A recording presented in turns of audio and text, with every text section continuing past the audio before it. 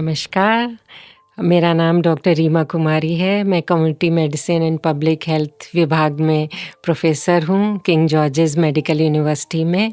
तो आज हम किस विषय पे चर्चा करने जा रहे हैं, एक बहुत ही इम्पॉर्टेंट जिसको कहते हैं कि नेशनल डीवर्मिंग डे। तो ये 10 अगस्त को मनाया जा रहा है, इसका दूसरा चरण।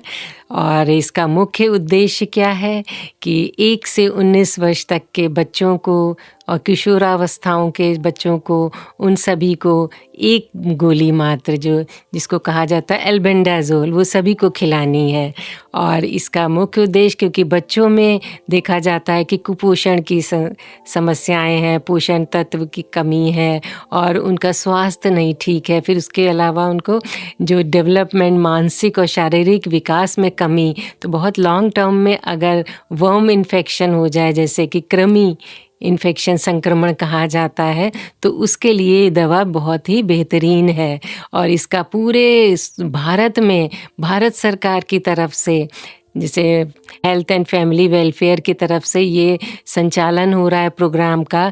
तो इसमें बच्चों को, सारे जितने भी बच्चे हैं, चाहे गांव के हैं चाहे शहरों के, उनको सबको स्कूलों में, आंगनवाड़ी सेंटर्स पे और अस्पताल में ये दवा दी जाएगी। क्योंकि अगर ये दवा नहीं खाएंगे तो पेट में जो कहा जाता है ना, वर्म इन्फेस्टेशन हो गया, कीड़े हो गए हैं, तो उससे धीरे धीरे उनका स्वास्थ्य प्रभावित होता है, कुपोषण की समस्या होने लगती है, जिसको कहते हैं एनीमिया, है ना।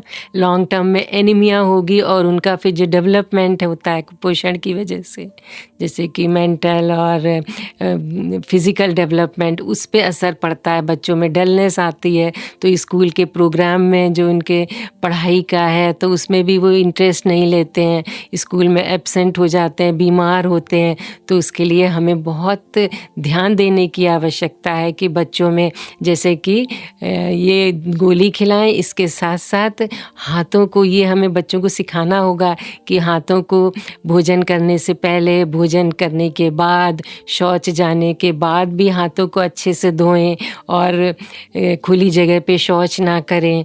और जो फल और सब्जियां हैं उनको अच्छे से धोकर तभी खाएं, अच्छे से पकाकर। और पानी भी साफ़ पानी पिएं और नंगे पैर मिट्टी में ना चलें, तो जिसकी वजह से इसका खतरा बढ़ जाता है। तो सभी को ये बहुत ध्यान देने की आवश्यकता है। धन्यवाद।